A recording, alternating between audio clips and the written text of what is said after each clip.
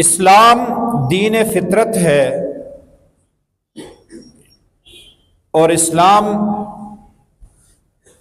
انسانوں کے مزاج، حالات، کمزوریوں، مجبوریوں،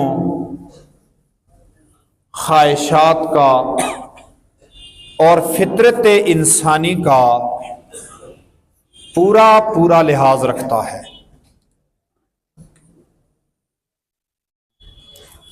نکاح کو عبادت قرار دیا اس لیے کہ یہ انسان کی ایک بڑی ضرورت ہے، بہت بڑی خواہش ہے، اور نسل انسانی کی بقا کا سبب ہے،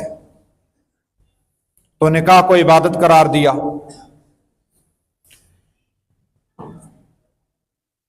بہت ساری مجبوریوں، کمزوریوں کی بنا پر آخری حد پر آخر کار طلاق کو بھی جائز قرار دیا۔